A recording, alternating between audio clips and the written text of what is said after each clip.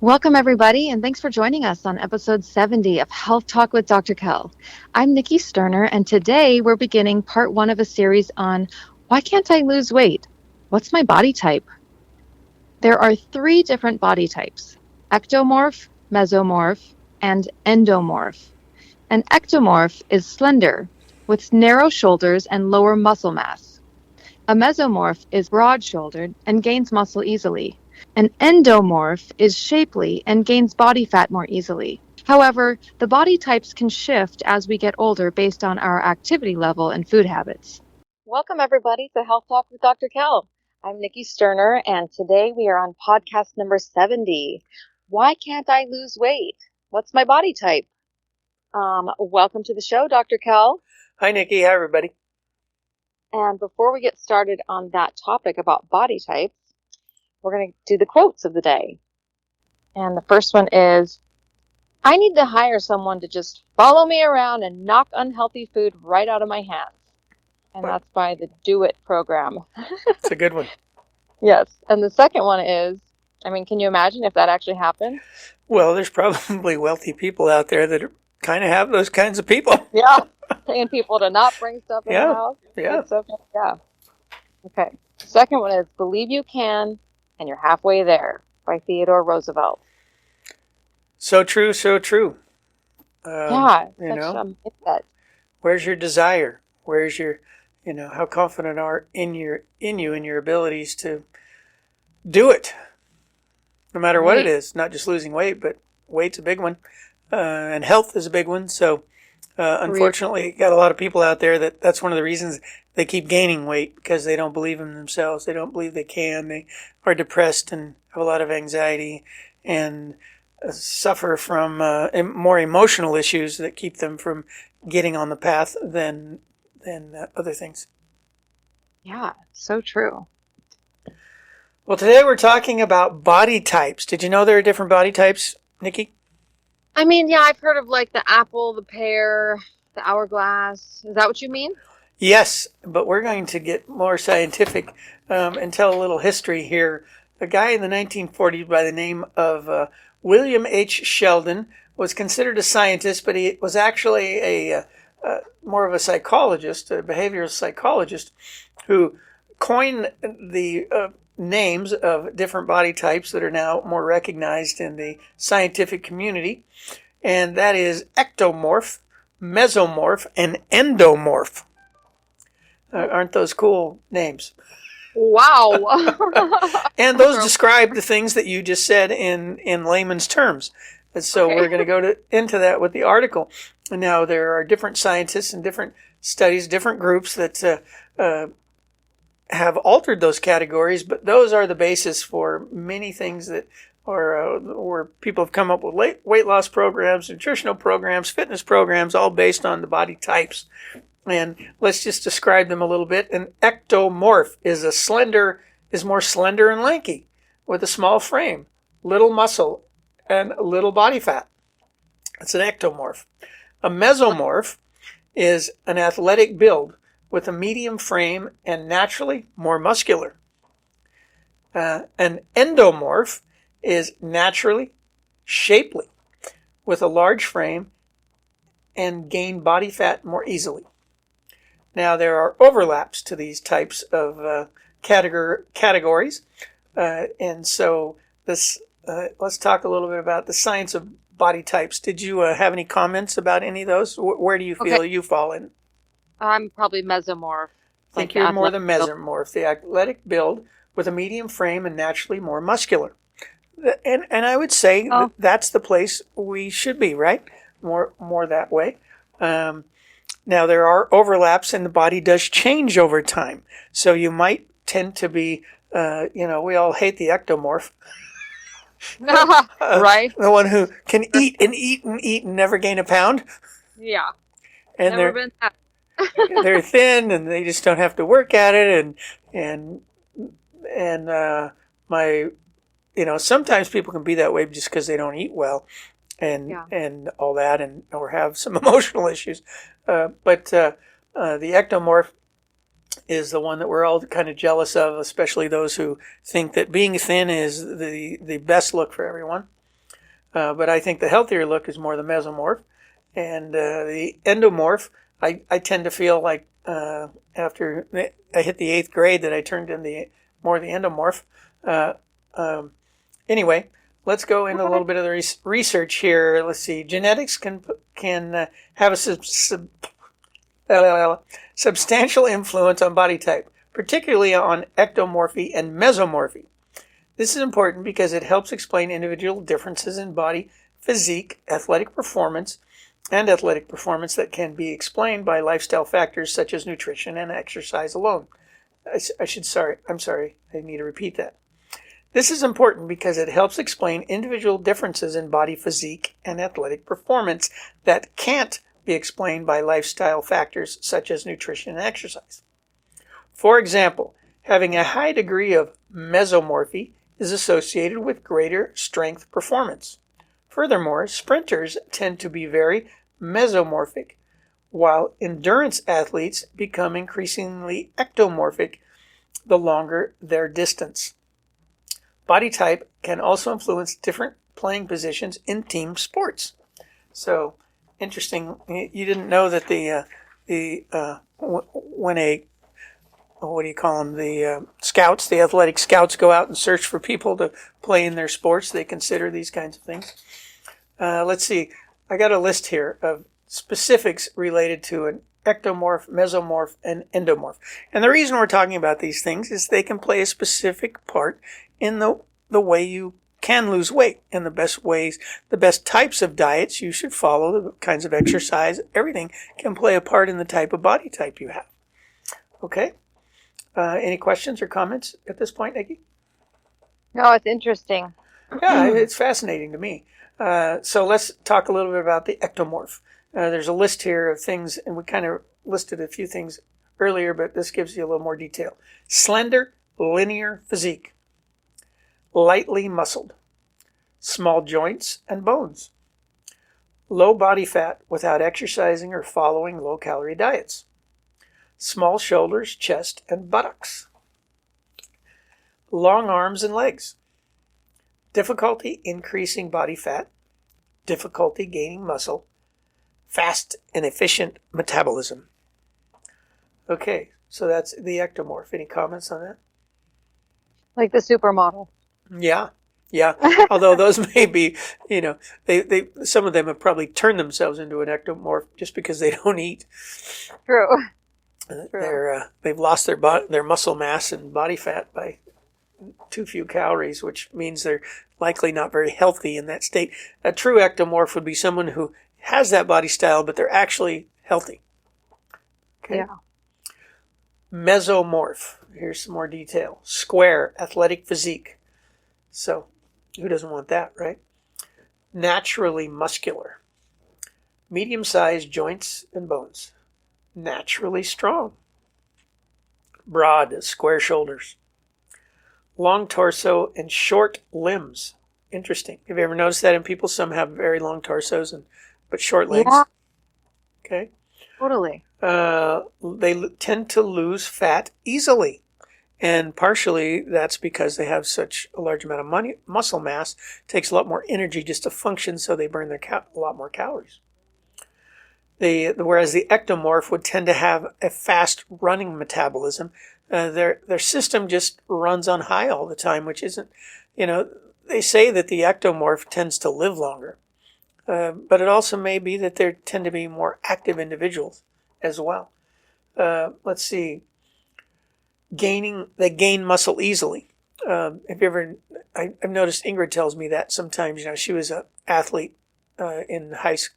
Actually, started in gymnastics. I think when she was 11 or 12 years old, and maybe even been earlier than that.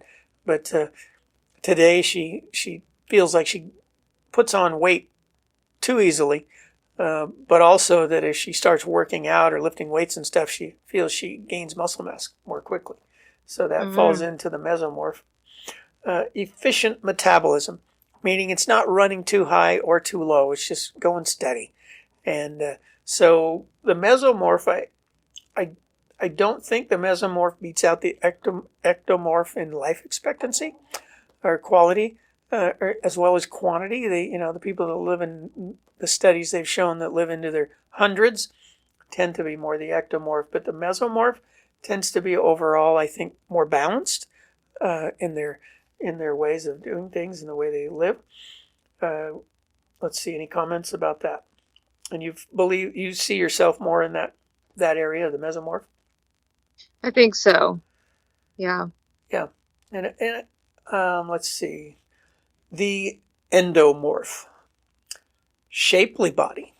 So, there's overlap here. Ingrid would probably consider herself, my wife, in the mesomorph here, but she has a more bottle-shaped body where, they used to say the perfect woman's body was was it a 36, 24, 36 or something like that? Mm-hmm. Yeah, I remember commercials years ago. Yeah.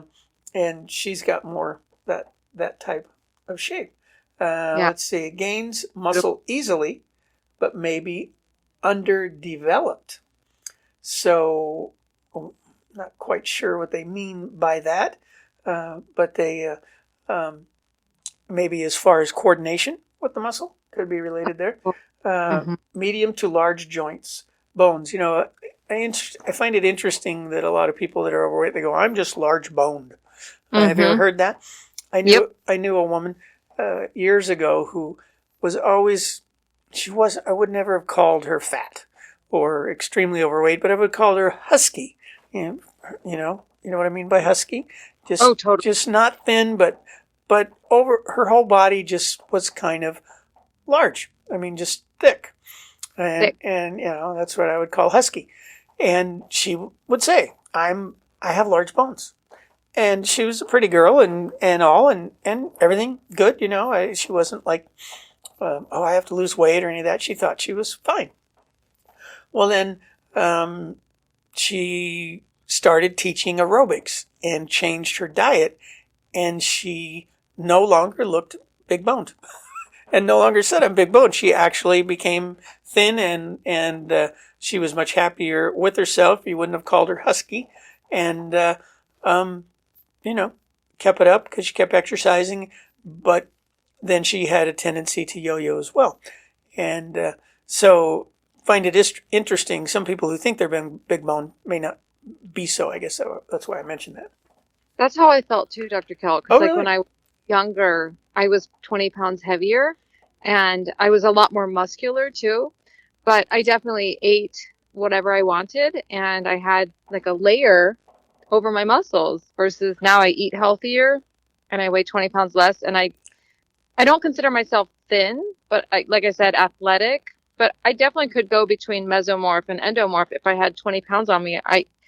My mom, everybody used to say like, "Oh, you're big boned," compared to like my sister she's 2 inches taller and she had, she was built very thin. So compared to her, I was bigger boned, but I also was thicker. Yeah. Well, then you were a lot like this girl I knew. And and there's a lot of people out there like that. Typically people wouldn't have said, "Oh, she's fat," but they might have, like we just explained. Right. Yeah, you just feel like you have a little bit extra all over. Yeah, let me share a little bit more from this article here. It says body types can also combine so that the upper body is ectomorphic with a smaller frame and slender, while the lower body is more endomorphic with larger frame and greater body fat. Unfortunately, some people, have you ever seen that person who they look thin from the waist up, but they look really large? Their hips and thighs and buttocks get huge. Yep. Yeah, and I feel so. I feel empathetic towards them because they must be many people. I think it's wonderful. Our society's changing. So I was at the beach the other day, and there was this woman who was what I would call in a state of very unhealthy weight. I'm guessing maybe she was 5'6", 5'7", and a guesstimate of maybe 250, 275. Wow. But was walking around in a bikini. And I'm sure there were lots of people there judging her, going, "Oh, what are you wearing something like that for? That's grotesque." But she walked around with her head up high and said, "This is me. This is the way I look. I'm sorry you don't like it. Don't look at me." kind of attitude. And I appreciate that in a way, because, Yeah. I want to say to her, I hope you change for your health. But you apparently have overcome your vanity, and that's a good thing too. That's healthier. That's emotionally healthier.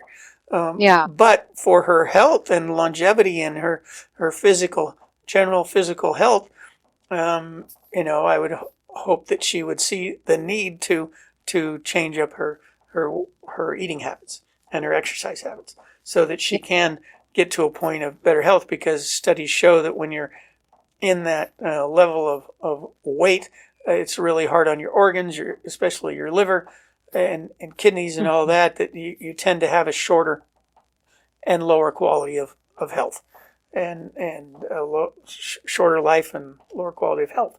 So that would be the reason. And so I'm thankful that our society is becoming less focused in certain ways on the vain belief that I need to diet so that I can look pretty for everyone. But for their health reasons, they still should look to change things. Make sense? Oh, yeah, absolutely. Okay, so now we're getting into, the article talks about 5 body shapes. So now they're talking about 5 body shapes. Let's see. Body types change with age. Okay, here's some interesting information. After your mid-30s, no matter what body type you have, you slowly become less ectomorphic and mesomorphic and more endomorphic. This is because maximum skeletal muscle mass and strength is reached between the ages of 20 and 35. The loss of muscle starts after the age of 30 and accelerates into your 50s. Muscle is lost at a rate of 0.5 to 2% per year. As muscle is metabolically active, the loss of muscle also leads to the slowing of the metabolism. So let's talk about that for a minute. I believe one of the reasons that you start to lose the muscle mass is because of loss of activity. And that's kind of what the article mentions here too. It's not just naturally, I'm older, so therefore my muscles are being lost and I am becoming an endomorph instead of an ecto or mesomorph. I know plenty of people that are ectomorphs and all the way through. And I would say that do ectomorphs become the mesomorph and endomorph? I think some do, because especially women, more common in women than in men, because their hormone levels change, especially through menopause, and their diets can affect their hormone levels, etc. They're on and on and on. But pause for a moment. Okay.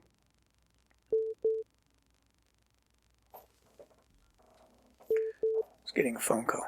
I don't know if you heard the beep. Did you say that they become more endomorphic?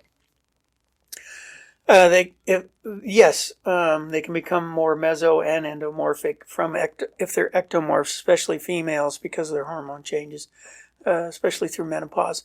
But menopause typically doesn't happen until mid 40s to some women don't go through menopause until their mid to late 50s. And again, I think that can be affected by genetics, but even so by their diets. I think people who eat a crappy diet, have poor health, don't exercise, don't follow a healthy way of living, tend to go through menopause earlier than those who do. Those are my own theories. Let's see. So you don't have to lose the muscle mass. Part of that is the amount of protein you eat, the amount of exercise you get, and the amount of sleep.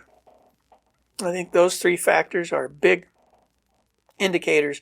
So diet, sleep, exercise, emotional health, all those things play a part in how your body begins, when your body begins and your brain begin to decay. All those things are connected. Let's see. Here we got. Let's see. The article also says the shift in body type is not completely inevitable, as I just said. Once people hit their mid-30s, they start to decrease their level of physical activity. This not only leads to weight gain and the loss of muscle, but with time also adversely affects health, mobility, and diet and exercise, as I just said. You have a huge amount of control over what your body will become. In other words, body type sets the scene, but lifestyle largely determines the result. It places limits on what you can It places limits on what you can healthily achieve, but not on being healthy, fit, or strong. An ectomorph can make huge gains and become more mesomorphic, but cannot become a mesomorph in the sense that a mesomorph who trains will always make bigger gains. That makes sense? Mm-hmm. Yep. Endomorphs can lose weight and become more ectomorphic, but can't become ectomorphs who naturally have little mass and are very lanky. For example, Marilyn Monroe and Jennifer Lopez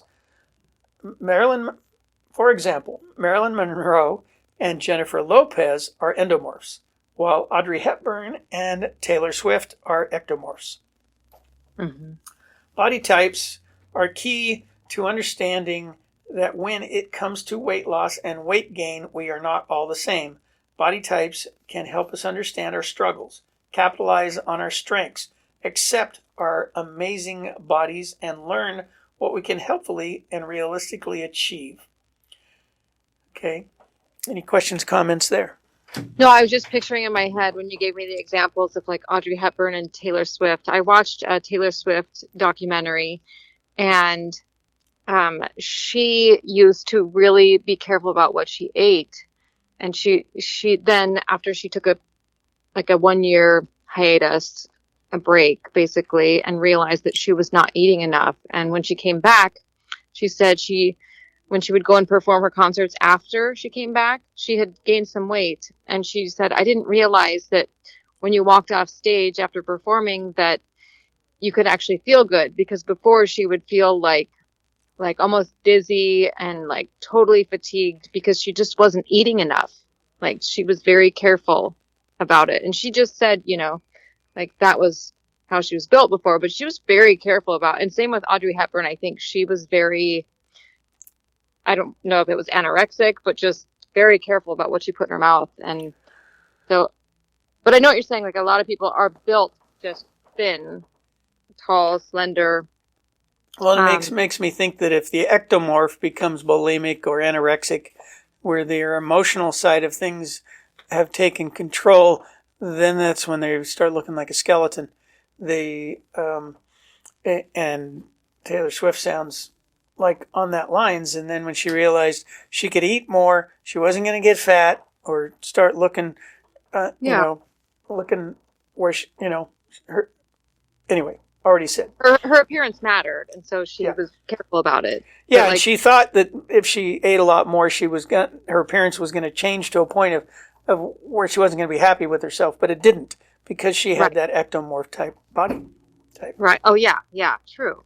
And I was also listening to Selma Blair's audiobook recently, Mean Baby, I think it's called, and she actually used to have a drinking problem, and then she went to rehab for that, and they thought that she had an eating disorder, and so she went through this eating disorder program, and it actually trained her how to have an eating disorder.